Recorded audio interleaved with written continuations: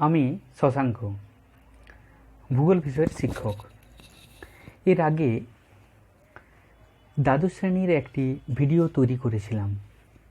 পরে কিছু অভিভাবক ও ছাত্রছাত্রীদের অনুরোধে দশম শ্রেণীর জন্য এই ভিডিওটি তৈরি করলাম। দশম শ্রেণীর একটি গুরুত্বপূর্ণ অধ্যায় বায়ুমণ্ডল নিয়ে আজকের এই উপস্থাপনা। তবে আমি বলবো, ছাত্রছাত্রীরা এই ভিডিওটি দেখলে বিষয়ের প্রতি আগ্রহ অনেক বেড়ে যাবে। তাই অভিভাবকদেরও বলবো, আপনারা এই ভিডিওটি ছেলেমেয়েদের দেখাবেন এবং ইউটিউব চ্যানেলটি সাবস্ক্রাইব করবেন। এই ভিডিওগুলি তৈরি করতে অনেকটা সময় লাগে, তাই 10 এবং 12 বোর্ডের পরীক্ষা বলে আমি এগুলি কিছু কিছু তৈরি করব। তো চলো শুরু করা যাক। আজকের আলোচ্য বিষয়গুলি হলো বায়ুমণ্ডল বা অ্যাটমসফিয়ার কি, বায়ুমণ্ডলের উপাদান অর্থাৎ কম্পোজিশন অফ দ্য অ্যাটমসফিয়ার এবং বায়ুমণ্ডলের স্তর বিন্যাস অর্থাৎ লেয়ার্স অফ দ্য অ্যাটমসফিয়ার। বলো তো, একটা জলের বালতিতে কিছু পাথর ও সোলার খণ্ড ওই জলে ডুবিয়ে দিলে কি হবে? হ্যাঁ, ঠিক বলেছ। পাথরের খণ্ডগুলি জলের তলায় ডুবে যাবে এবং সোলার খণ্ডগুলি জলের উপরে ভাসবে। একইভাবে পৃথিবী যখন সৃষ্টি হয়েছিল, তখন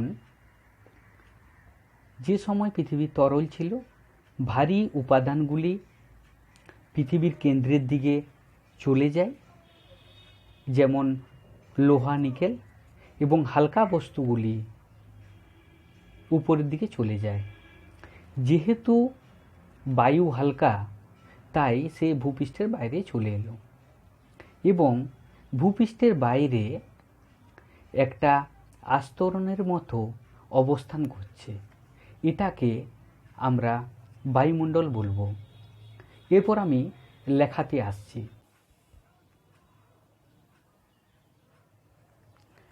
দেখো, বায়ুমণ্ডল কাকে বলে? যে গ্যাসীয় আবরণ পৃথিবী অর্থাৎ ভূগোলককে বেষ্টন করে আছে তাকে বায়ুমণ্ডল বলে। এই বায়ুমণ্ডলের কয়েকটা বৈশিষ্ট্য আমরা দেখব এখানে। পৃথিবীর বায়ুমণ্ডল সমুদ্রপৃষ্ঠ থেকে প্রায় 10,000 কিমি পর্যন্ত বিস্তৃত। বায়ুমণ্ডল মাধ্যাকর্ষণ শক্তির টানে ভূপৃষ্ঠের গায়ে লেগে থাকে। বায়ুমণ্ডলের বাইরের স্থানকে মহাকাশ বলা হয়। এরপর আমরা বিষয়টা বুঝব। এখানে দেখো, একটা পৃথিবীর আমি ছবি দেখাচ্ছি। এখানে ভূপৃষ্ঠ থেকে অর্থাৎ এই স্থানটা থেকে পুরো জায়গাটা এইখান পর্যন্ত চারিদিকে পৃথিবীর চারদিকের অংশে 10,000 কিলোমিটার পর্যন্ত একটা বাতাসের আবরণ আছে। যে আবরণটা মাধ্যাকর্ষণ শক্তির কারণে পৃথিবীর সাথেই আবর্তিত হচ্ছে। আমরা জানি যে পৃথিবী পশ্চিম থেকে পূর্ব দিকে আবর্তিত হয়। এটা হচ্ছে পশ্চিম দিক, অর্থাৎ এটা হলো ওয়েস্ট, আর এটা হলো ইস্ট, অর্থাৎ এই পশ্চিম থেকে পূর্ব দিকে এভাবে আবর্তিত হচ্ছে। তার সাথে সাথে বায়ুমণ্ডলও এই পশ্চিম থেকে পূর্ব দিকে আবর্তিত হচ্ছে। এই বায়ুমণ্ডলের যেটা আমরা বিস্তার বা কোনো স্থানের আমরা উচ্চতা যে পরিমাপ করি, সেটা নির্ণয় করা হয় সমুদ্রপৃষ্ঠ থেকে, অর্থাৎ বায়ুমণ্ডলের বিস্তারটা হলো সমুদ্রপৃষ্ঠ থেকে 10,000 কিলোমিটার পর্যন্ত। এরপরে আসি যে বায়ুমণ্ডলটা এই 10,000 কিলোমিটার পর্যন্ত যে বিস্তৃত আছে তার উপরের অংশ যেটা আছে, এই উপরের অংশটা হলো যেটা আমরা বলবো মহাকাশ। এই মহাকাশ কিন্তু মহাকাশে কোনো বস্তুকে কিন্তু পৃথিবী তার নিজের কেন্দ্রের দিকে টানতে পারে না, মানে বায়ুমণ্ডল পর্যন্ত কোনো বস্তুকে পৃথিবী তার মাধ্যাকর্ষণ শক্তির টানে নিজের কেন্দ্রের দিকে টানতে পারে। মহাকাশের কোনো বস্তু তার জন্যে পৃথিবী তার কেন্দ্রের দিকে টানতে পারে না। আচ্ছা, এরপরে আমরা যে বিষয়টা আসব সেটা হলো যে পরের পাতায় আমরা আসব, এখানে দেখব যে পৃথিবীর বায়ুমণ্ডলের উপাদান, অর্থাৎ কম্পোজিশন অফ দ্য অ্যাটমসফিয়ার। আগে আমরা লেখাতে আসবো, তারপর আমি বুঝিয়ে দিচ্ছি। দেখো, বায়ুমণ্ডলের মধ্যে যে সমস্ত গ্যাসীয় উপাদানগুলি আছে, সেই গ্যাসীয় উপাদানগুলির মধ্যে nitrogen, oxygen, argon, carbon dioxide, CH4 অর্থাৎ মিথেন, O3 মানে হচ্ছে ওজোন, এবং হাইড্রোজেন মানে H2 বাতাসের মধ্যে লক্ষ্য করা যায়। এছাড়া বায়ুমণ্ডলের মধ্যে যে জলীয় বাষ্প আছে, সেই জলীয় বাষ্পকে আমরা বাতাসে ভাসমান জলকণা যেটা থাকে সেটাকে আমরা জলীয় বাষ্প বলবো। এছাড়া বায়ুমণ্ডলে আরেকটা উপাদান আছে যেটা হলো ধূলিকণা। যে ধূলিকণা অর্থাৎ এই যে অংশটা যেটা আমরা বাতাসে ভাসমান ধূলিকণা বা পরাগরেণু, এই বিষয়টাকে আমরা বোঝাই। এরপর আমরা আসব যে বায়ুমণ্ডলে কি কি গ্যাসীয় পদার্থ থাকে, অর্থাৎ কি কি গ্যাস থাকে। প্রথমে দেখো নাইট্রোজেন এবং তার পরিমাণ কত। বাতাসে নাইট্রোজেনের পরিমাণ আছে 78.08%। আমরা তাহলে প্রথমে নাইট্রোজেন পেলাম। দ্বিতীয় যেটা আছে সেটা হচ্ছে অক্সিজেন, যেটা 20.94%। তৃতীয় যেটা আমরা আসবো সেটা হচ্ছে আর্গন, যেটার সংকেত হলো AR, এর পরিমাণ কত 0.93%। পরে যেটা আসবো সেটা হচ্ছে CO2 অর্থাৎ কার্বন ডাইঅক্সাইড, এটার পরিমাণ হলো 0.033%। এটা তো আমরা এরপরে যে বিষয়গুলো আমরা সেটা হলো বায়ুমণ্ডলে এই গ্যাসীয় উপাদানের পরিমাণের আমি একটা গ্রাফের মাধ্যমে লক্ষ্য করতে পারছি, যেটা পাই ডায়াগ্রাম আমরা বলবো। এখানে দেখো নাইট্রোজেন অর্থাৎ N2 এবং O2 এই দুটি গ্যাস মিলিতভাবে প্রায় 99%, এই দুটি গ্যাস 99% একত্রিতভাবে এর পরিমাণ বাতাসের মধ্যে থাকে। কেবলমাত্র দুটো বিষয়, একটা হচ্ছে N2 অর্থাৎ নাইট্রোজেন, দ্বিতীয় যেটা আছে সেটা হচ্ছে O2 অর্থাৎ অক্সিজেন। এই দুটি মিলিত হবে 99%। বাকি যেগুলো আছে আদার্স অন্যান্য গ্যাসগুলো আছে, যেমন আমরা এখানে দেখতে পাচ্ছি যে আর্গন, কার্বন ডাইঅক্সাইড বা ওজোন, হিলিয়াম, এই সমস্ত গ্যাসগুলো বাকি পরিমাণগুলো নিয়ে অবস্থান করে। তো আমরা এই বায়ুমণ্ডলের গ্যাসীয় উপাদানগুলোর আমরা একটা চিত্র দেখে নেব। এই চিত্রতে আমরা দেখতে পাবো যে কোনটার কি পরিমাণ অবস্থান করে বায়ুমণ্ডলের মধ্যে। এখানে আমরা একটা চিত্রে আমরা লক্ষ্য করতে পারছি যে নাইট্রোজেন এবং তার পরিমাণটাও আমরা লক্ষ্য করতে পারছি যে নাইট্রোজেনের পরিমাণটা কত আছে। সেখানে আমরা দেখব যে এখানে কতটা পরিমাণ ধরে এটা আছে। এই দেখো, আমরা এখানে দেখতে পাচ্ছি যে নাইট্রোজেন এবং অক্সিজেন এই পুরোটা মিলে এই অংশটা অবস্থান করছে, এবং এইখানে খুব অল্প পরিমাণ স্থান আছে যেটাতে অন্যান্য গ্যাসগুলো আমরা লক্ষ্য করতে পারছি। আচ্ছা, এরপরে আমরা যেটা আসবো সেটা হচ্ছে বায়ুমণ্ডলের স্তর বিভাগ, অর্থাৎ বায়ুমণ্ডলে কি কি স্তর আছে। আচ্ছা, আমি প্রথমে লিখাতে আসি। প্রথম যে বিষয়টা আমরা দেখতে পাচ্ছি যে রাসায়নিক গঠন বা উপাদানের তারতম্য অনুসারে বায়ুমণ্ডলের স্তর বিন্যাস। এখানে আমরা যেটা দেখতে পাচ্ছি যে দুটো এটার ভাগ আছে। একটা হলো হোমোস্ফিয়ার, যার বাংলা নাম হলো সমমণ্ডল, এটার বিস্তার কত? 0 থেকে 80 কিলোমিটার পর্যন্ত। দ্বিতীয় যেটা আছে সেটা হচ্ছে হ্যাটেরোস্ফিয়ার, যেটার বাংলা অর্থ হলো বিষমমণ্ডল, যেটা 80 থেকে 10,000 কিলোমিটার পর্যন্ত বিস্তৃত। এই হ্যাটেরোস্ফিয়ারটা আবার কতগুলি স্তরে বিভক্ত আছে, সেটা হলো আণবিক নাইট্রোজেন স্তর, যেটা 80 থেকে 200 কিমি। তারপর হলো পারমাণবিক অক্সিজেন স্তর, যেটা 200 থেকে 1100 কিমি। তৃতীয় হলো হিলিয়াম স্তর, 1100 থেকে 3500 কিমি। হাইড্রোজেন স্তর, যেটা 3500 থেকে পুরোটা অর্থাৎ 10,000 কিলোমিটার পর্যন্ত। এখানে আমরা এই রাসায়নিক গঠনের উপর ভিত্তি করে যে বায়ুমণ্ডলের স্তর বিন্যাস আছে সেটা আমরা একটু দেখে নেব। আমরা প্রথমে আসব ছবির মাধ্যমে। এখানে দেখো আমরা যে বিষয়টা দেখতে পাচ্ছি যে হোমোস্ফিয়ার, অর্থাৎ এই জায়গাটা আমরা হোমোস্ফিয়ার দেখতে পাচ্ছি, এটা আমরা হ্যাটেরোস্ফিয়ার লক্ষ্য করতে পারছি। এখন এই পৃথিবী পৃষ্ঠ থেকে এই হোমোস্ফিয়ারের বিস্তার হলো 80 কিলোমিটার। এখানে দেখো 85 দেওয়া আছে। তো এই যে উচ্চতাগুলো তোমরা পাবে বা উষ্ণতা পাবে এই চ্যাপ্টারের মধ্যে, এগুলো বিভিন্ন বই একটু একটু ভেরি করবে। আমি মোটামুটি একটা স্ট্যান্ডার্ড বই থেকে বিষয়গুলো তোমাদের আলোচনা করে নিচ্ছি। দেখো প্রথমে আমি আসবো যে হোমোস্ফিয়ার বিষয়টা সম্পর্কে। হোমোস্ফিয়ার অর্থাৎ হচ্ছে সমমণ্ডল। আমরা এই সমমণ্ডলটা যদি দেখি তাহলে আমরা দেখব এর মানে হলো বায়ুমণ্ডলের যে স্তরে বিভিন্ন গ্যাসীয় উপাদানগুলি সমপরিমাণে অবস্থান করে। সমপরিমাণে অবস্থান মানে কি? সমপরিমাণে হচ্ছে মানে 0 থেকে 80 কিলোমিটার উচ্চতার মধ্যে নাইট্রোজেনের পরিমাণ যা থাকবে 2 কিলোমিটারে 80 কিলোমিটারে তাই থাকবে।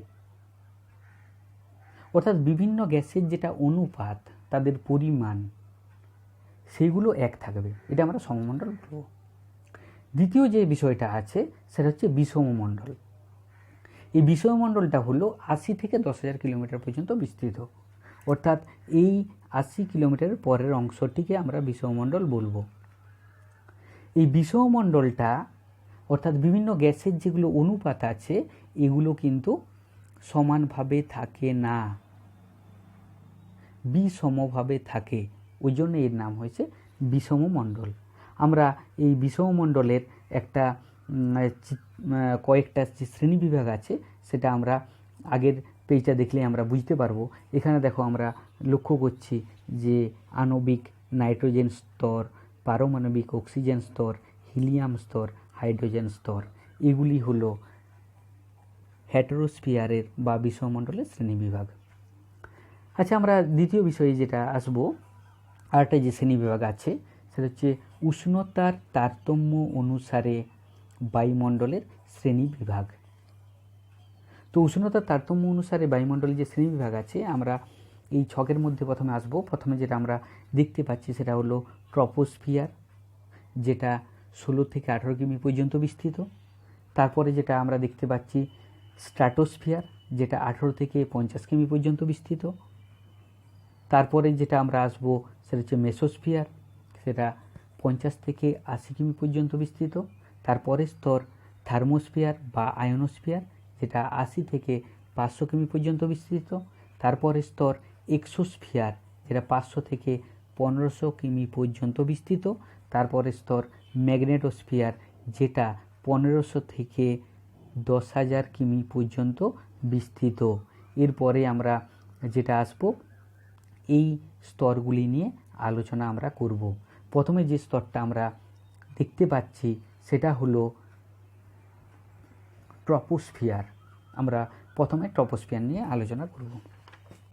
দেখো বায়ুমণ্ডলের সবথেকে প্রথম যেটা স্তর সেটা হচ্ছে ট্রপোস্ফিয়ার।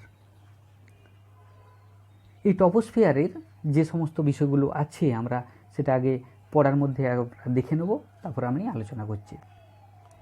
ট্রপোস্ফিয়ার 16 থেকে 18 কিমি পর্যন্ত বিস্তৃত। এখানে আমরা যেটা বাকি আর যেটা দেখব যে ট্রপোস্ফিয়ার স্তরটি মেরু অঞ্চলের 8 থেকে 9 কিমি, নিরক্ষীয় অঞ্চলে সেটা 16 থেকে 18 কিমি পর্যন্ত বিস্তৃত। দ্বিতীয়, এখানে উচ্চতা বাড়লে উষ্ণতা বাড়ে 6.4 ডিগ্রি সেন্টিগ্রেড পার কিমি। এখানে জলীয় বাষ্প, ধূলিকণা, মেঘের উপস্থিতি থাকায় এখানে ঝড় বৃষ্টি হয়, তাই একে ক্ষুব্ধমণ্ডল বলে।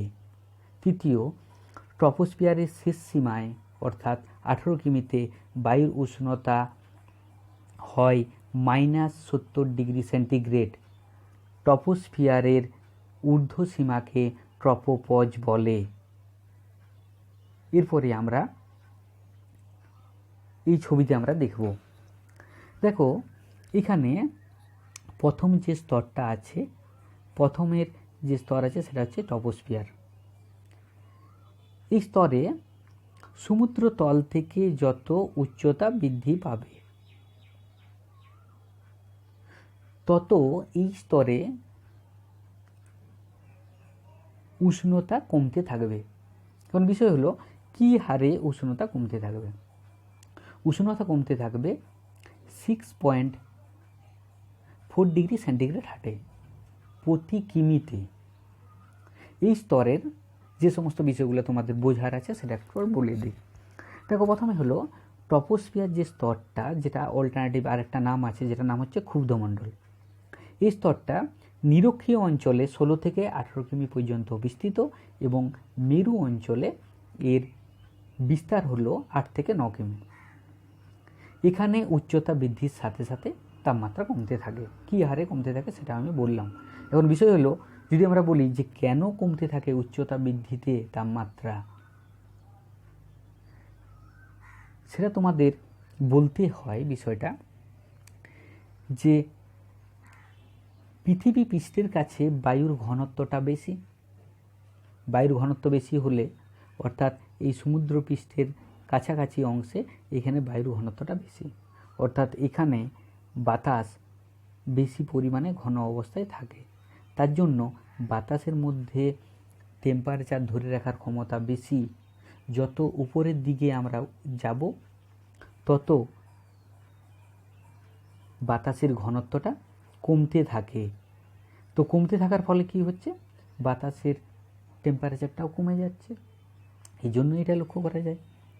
পরের বিষয়ে আসি যে ট্রপোস্ফিয়ারের মধ্যে আমরা এখানে দেখতে পাচ্ছি যে মেঘের চিহ্ন কিছু দেওয়া আছে। আমরা এই পাশের ছবিটাও দেখতে পাচ্ছি, মেঘ আছে, এখানে দেখো বৃষ্টিপাত হচ্ছে, এগুলো আমরা দেখতে পাচ্ছি। ট্রপোস্ফিয়ারের মধ্যে প্রচুর পরিমাণে জলীয় বাষ্প থাকায় এখানে ঝড় ঝঞ্ঝা, বিদ্যুৎ প্রভৃতি লক্ষ্য করা যায়। তার জন্য এখানে দেখো লিখেই আছে ট্রপোস্ফিয়ার বা ক্ষুব্ধমণ্ডল। এই কারণে একে ক্ষুব্ধমণ্ডল বলা হয়ে থাকে। এরপরে আমরা যে বিষয়টা আসবো যে ট্রপোস্ফিয়ারের একেবারে উপরের অংশে এখানে আমরা যদি ভালো করে লক্ষ্য করে দেখব ট্রপোপজ লেখা আছে। এই জায়গায় ওই 2 থেকে 2.5 কিলোমিটার উচ্চতাতে লক্ষ্য করা যায় তাপমাত্রার কোনো পরিবর্তন হয় না। তো তাপমাত্রার পরিবর্তন হয় না অর্থাৎ একই রকম থাকে। আমরা যেটাকে পজ বলি, পজ মানে হচ্ছে থেমে থাকা। তো এই জন্যে ট্রপোস্ফিয়ারের উপরের অংশটাকে ট্রপোপজ বলা হয়ে থাকে। আচ্ছা, এরপর আমি আসব পরে যেটা স্তর আছে সেটা হচ্ছে স্ট্র্যাটোস্ফিয়ার, যেটার উচ্চতা হলো 18 থেকে 50 কিমি। স্ট্র্যাটোস্ফিয়ার স্তরটি উচ্চতা বাড়লে তাপমাত্রা বাড়তে থাকে। শেষ সীমায় অর্থাৎ 50 কিমিতে বায়ুর উষ্ণতা হয় -4°C। এখানে জলীয় বাষ্প, মেঘের উপস্থিতি না থাকায় এখানে ঝড় বৃষ্টি হয় না, তাই এই স্তরকে শান্ত বলয় বা শান্ত মণ্ডল বলা হয়। এই স্তরের 20 থেকে 35 কিমি উচ্চতায় ওজোন স্তর অবস্থিত। এই স্তর ইউভি রশ্মির হাত থেকে পৃথিবীকে রক্ষা করে। শীতকালে এই স্তরে মাঝে মাঝে যে মেঘের সঞ্চার ঘটে যাকে মত্তিক বা শুক্তিক মেঘ বলে। এরপর আমরা আসব এটা সম্পর্কে একটু বুঝে নেব। দেখো এই চিত্রটা আমরা লক্ষ্য করব। পরে যে স্তরটা আছে সেটা হচ্ছে স্ট্র্যাটোস্ফিয়ার, অর্থাৎ এই সেকেন্ডের যে স্তরটা আছে।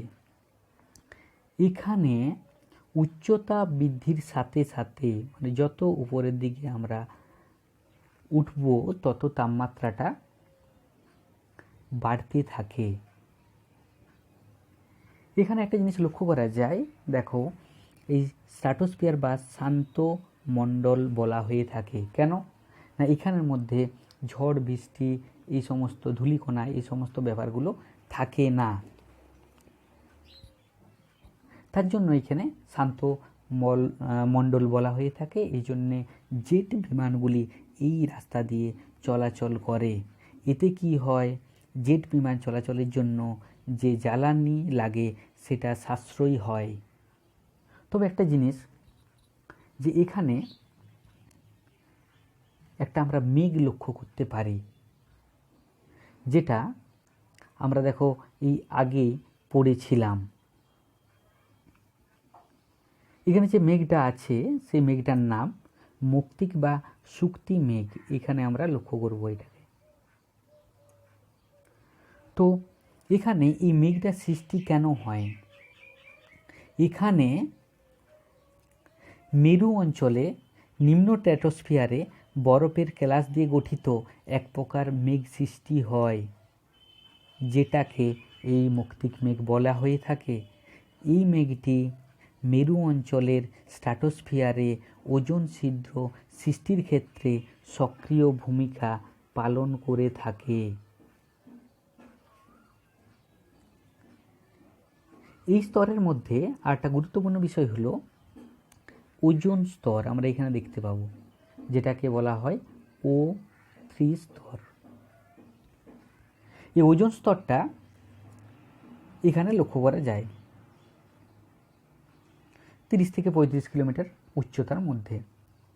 এই ওজোন স্তরটা কি করে, পৃথিবীর বাইরের অংশ থেকে অর্থাৎ মহাকাশ থেকে অর্থাৎ সূর্য থেকে যে ইউভি রে অর্থাৎ আল্ট্রাভায়োলেট রে মানে হচ্ছে অতি বেগুনি রশ্মি পৃথিবীতে যখন আসে তখন এই বায়ুমণ্ডলের এই স্তরটাতে সে আটকে যায় আর তাকে আসতে দেয় না।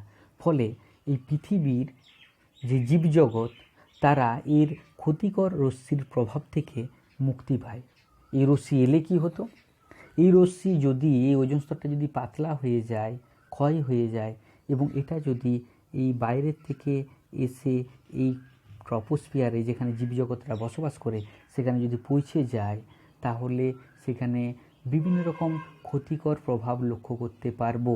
যেমন মানুষের স্কিনে ক্যান্সার, বিভিন্ন জীবজগতের উপর প্রভাব অর্থাৎ উদ্ভিদের পাতা হলুদ হয়ে যাবে, ক্লোরোসিস রোগ লক্ষ্য করা যাবে এবং বিভিন্ন জলজ প্রাণীগুলি বিলুপ্ত হতে থাকবে। এরপর আমরা পরের স্তর সম্পর্কে আমরা আলোচনা করব, যেটা হচ্ছে মেসোস্ফিয়ার। মেসোস্ফিয়ারের উচ্চতা হলো 50 থেকে 80 কিমি পর্যন্ত। মেসোস্ফিয়ার স্তরে উচ্চতা বাড়ার সাথে সাথে তাপমাত্রা কমতে থাকে। 80 কিমি উচ্চতায় তাপমাত্রা হয় -90 ডিগ্রি সেন্টিগ্রেড। এই স্তরে মহাকাশ থেকে আগত উল্কাপিণ্ড পুড়ে ছাই হয়ে যায়। এই স্তরে বায়ুর চাপও কম হয়। এই মেসোস্ফিয়ারের ঊর্ধ্বসীমাকে মেসোপজ বলে। এটা স্ট্র্যাটোপজ আছে, এটা স্ট্র্যাটোপজ হবে না, এটা হচ্ছে মেসোপজ বলে এটাকে। যাই হোক, আমরা এর পরের বিষয়ে আমরা আসব যে মেসোস্ফিয়ার সম্পর্কে একটু আমরা বুঝে নেব। এখানে দেখো আমাদের মেসোস্ফিয়ার যে স্তরটা আছে সেটা হচ্ছে স্ট্র্যাটোস্ফিয়ারের উপরের অংশ, অর্থাৎ এই যে স্তরটা, এখানে উচ্চতা বৃদ্ধির সাথে সাথে তাপমাত্রা কিন্তু কমতে থাকে এবং মেসোস্ফিয়ারে সর্বশেষ অংশে তাপমাত্রা হয় -90 ডিগ্রি সেন্টিগ্রেড।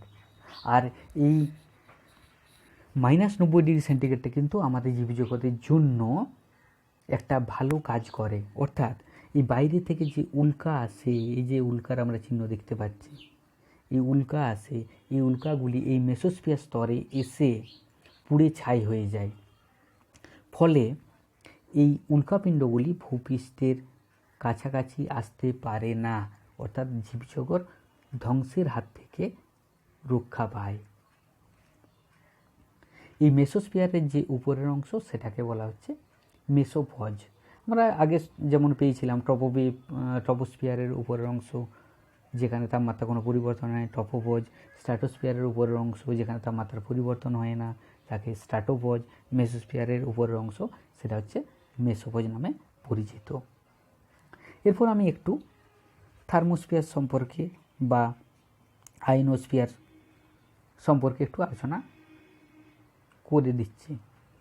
সেটা হলো যে এই থার্মোস্ফিয়ারে বা আয়নোস্ফিয়ারে অসংখ্য ধনাত্মক ও ঋণাত্মক তড়িৎগ্রস্ত কণা বা আয়ন থাকায় থার্মোস্ফিয়ারের নিচের অংশকে আয়নোস্ফিয়ার বলে।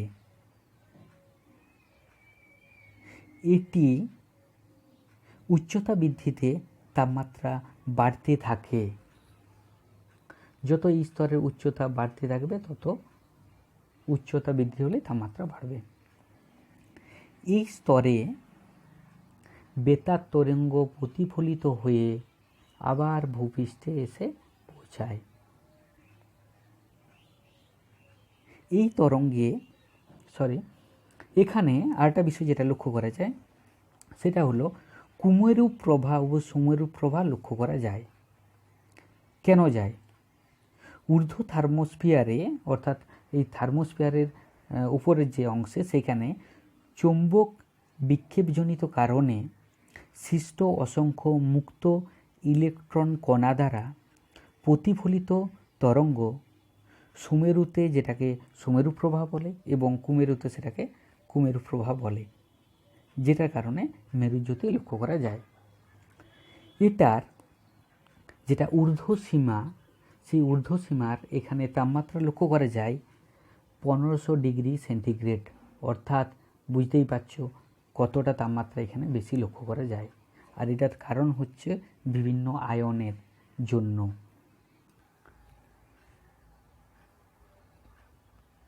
আশা করি তোমরা বিষয়টা ভালোভাবে বুঝেছ। তো তোমাদের যদি কোনো জায়গাটা ক্লিয়ার না হয়, বুঝতে অসুবিধা হয়, অবশ্যই জানাও, আমি সেটা তোমাদের আরও ভালো করে বুঝিয়ে দেবো। যাই হোক, ধন্যবাদ। সবাই ভালো থাকবে, সুস্থ থাকবে। নমস্কার।